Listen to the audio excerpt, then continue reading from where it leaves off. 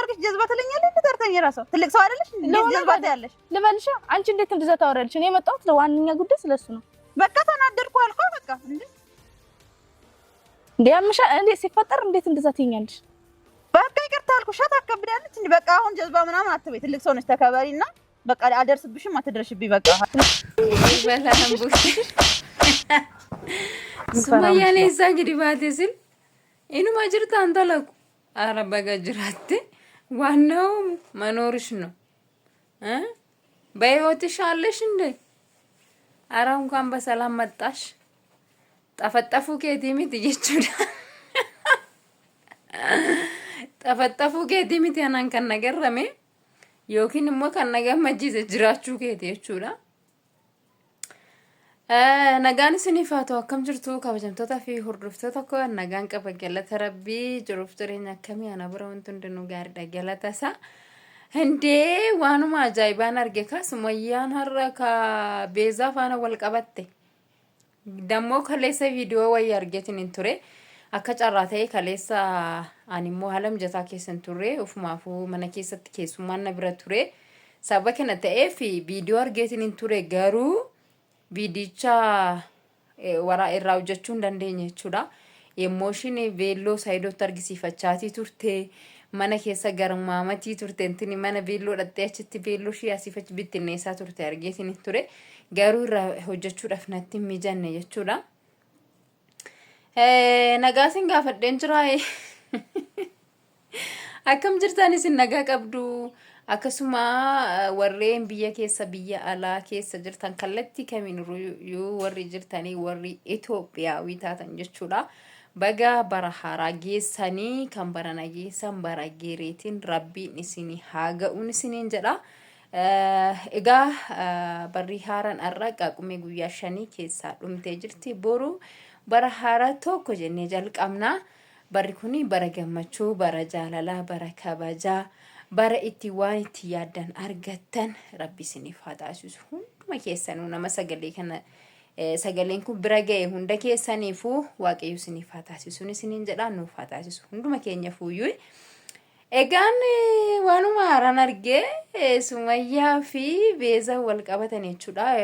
Bargit viidiyoo ishiin kaleessa lakkistes argitee itti natti fakkaata Sumayyaani. Sumayyaan viidiyoo nama hundaatiyyuu argaatii jirti beeka zimmichaarti.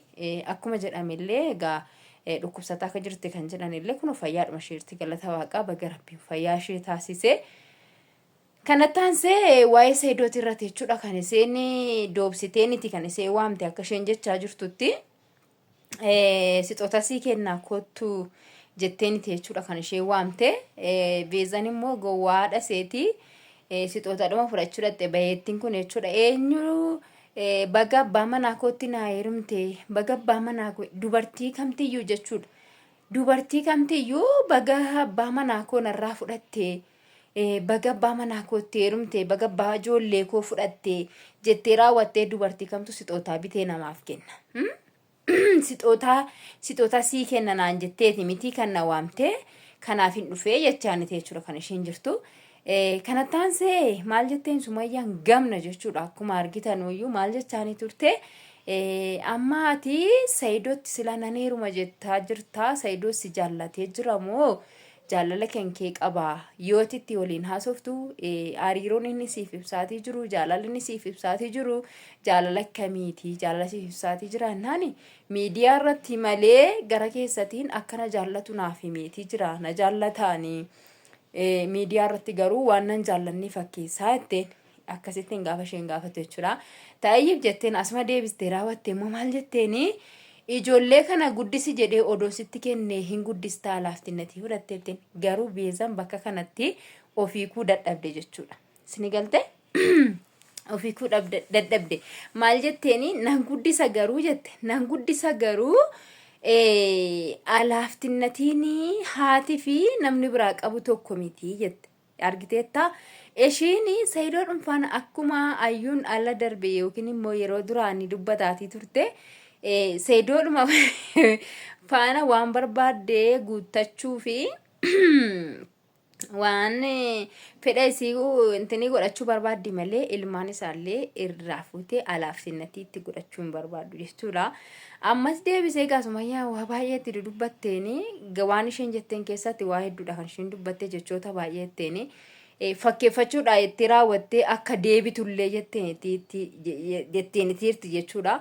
So deebitee Saidoo faana araaramtee deebitee Saidoo faana jiraattee jechaanitti turte jechuudha. Akkuma dhageessanitti garuu Sumayyaan immoo gamna waan taatee fi akka isheen sobdee jettuun akka isheen dhugaa hin dubbanne irratti barteetiirti jechuudha. Argitaniittu namni kamiyyuu jechuudha. Namni kamiyyuu faayidaa mataa isaatiif deema malee si fayyaduudha kan deemu tokkollee hin jiru. Si galtee amma immoo Sumayyaan barii namuma laalaarti teesse. Namuma laalaarti jechuudha. Namuma kamtuyyuu ilmoo koo kanaaf ta'a. Oduma abbaan manaa kootu haadha manaa lammataa haa fuudhu jedhee eeyyamee fi namuma kamtu ilmoo koo kana ofitti qabeetii jiraachisaa. Sobaniitu mallee jechuudha.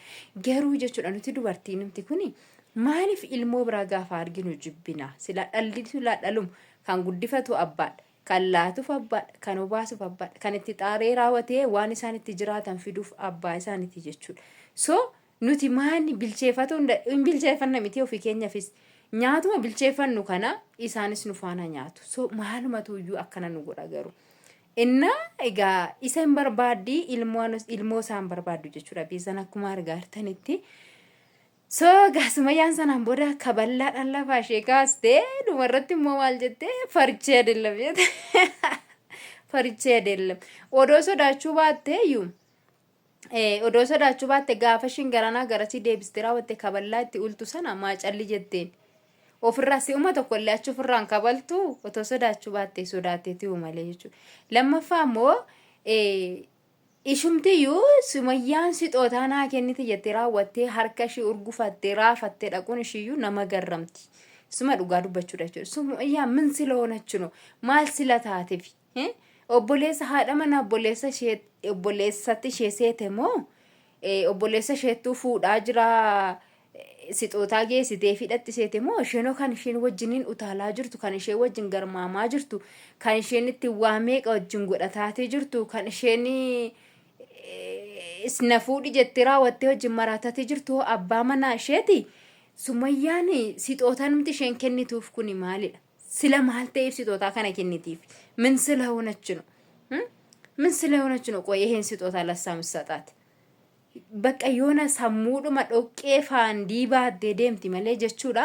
Yaaduma kana yaadunu Sumayyaa sixootaa naa kennitee itti raawwattee urgufattee raafattee dhaquun isheetiyyuu maal sila ta'eef anana dhibdee jechuudha. Iddoo kanattuu suma dhugaa dubbachuudha fi inna Sumayyaa dammoo bilxinaat geetaa bilxiidha jechuudha. Bilxiidha akka Sumayyaan jiru.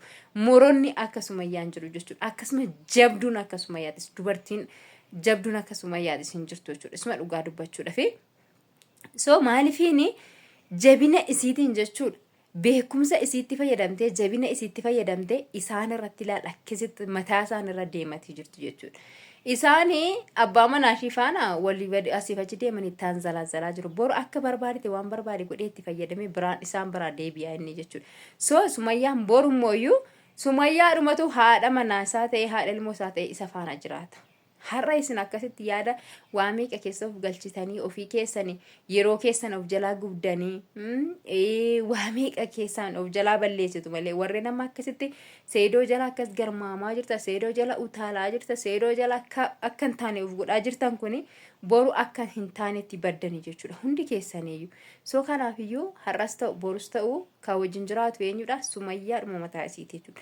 Sumayyaadhuma ilmoo ishii faana wajjiniin jiraatee garaa fuulduraatti jireenya karaa fuulduraa isa waliin jiraata. Hin argitan fu maal jettee naan jedha. Maalifiin aga ammaatitti Sumayyaan akka Saidoo hordofaa jirtu laala. Viidiyoo ishee kana hordoftee bakkee isheen jirtutti silkii isii barbaaddattee iseedhaa dawwaltee akka isheen natti raawwattee isee faana haasoftu taasisuun ishee maalinni akka Saidoo faana aga ammaatitti jaalala Saidoo qabdu. Aga ammaatitti Saidoo irraa akka isheen gargar hin baane. Irraa hafagaattuu malee akka jaalala isaa qabdu jechuudha. Minin boone abbaa ijoollee kootiiti jetteen hageessanii jirtu. So ammas Sumayyaan Saidoo irraa garaa murattee hin jirtu jechuudha.